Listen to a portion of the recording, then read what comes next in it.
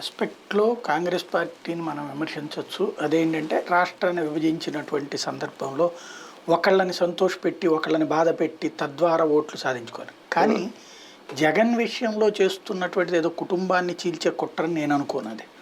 అతను కావాలని victim card play చేస్తున్నట్టు కనబడుతోంది. అంటే మరప్పుడు వివేకానంద రెడ్డి గారి విషయంలో జరిగింది ఏంటది? పోటీని ఇప్పుడు తను కాంగ్రెస్ పార్టీని ధిక్కరించాడు. అక్కడ ఏంటంటే ఒక రకంగా చెప్పాలంటే ఆత్మగౌరవమా అహంకారమా అంటే ఈ ఒక స్టేజ్కి పోయినటువంటి ఇప్పుడు ఫర్ ఎగ్జాంపుల్ జగన్మోహన్ రెడ్డి ఉన్నాడండి, తను కింద ఉన్నటువంటి వాడు మాట వింటలేదు, ఏం చేస్తున్నాడు, తీసి పక్కన పెట్టట్లేదా?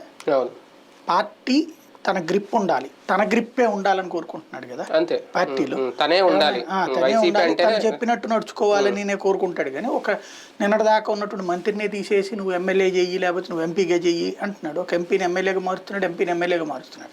అంటే తన పార్టీ తను ఎట్లా ఉండాలనుకుంటున్నాడో అట్లాగే ఇస్తున్నాడు. ఇందులో ఇంకెవరి మాట చెల్లుబాటు అవుతుంది? పోనీ సజ్జల రామకృష్ణారెడ్డి సలహా ఇస్తే ఊరుకుంటాడా, విజయసాయి సలహా ఇస్తే ఊరుకుంటాడా, లేకపోతే ఇంకెవరు సలహా ఇస్తే వింటాడు? ఆయన లేదు కదా. ఆయన పార్టీ ఆయన ఎలా నడవాలనుకుంటే అట్లా నడిపించుకుంటున్నారు. దాంట్లో ఎవరైనా ధిక్కరిస్తే ఊరుకుంటున్నాడా? సస్పెండ్ చేయాలి కోటరెడ్డిని లేకపోతే వాళ్ళని.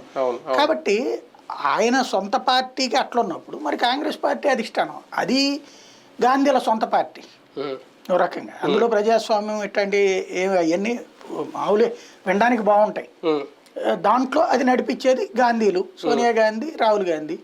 ఇక్కడ ఈయన తన కింద వాళ్ళు తన మాట ఎట్లా వినాలని కోరుకుంటారో వాళ్ళ దృష్టిలో వీళ్ళు తన మాట వినాలని కోరుకున్నారు. రాజశేఖర రెడ్డి చనిపోయాడు, రాజశేఖర రెడ్డి కుటుంబానికి ఇచ్చాం కదా, ఓ ఎంపీ సీట్ ఇచ్చాం, ఒక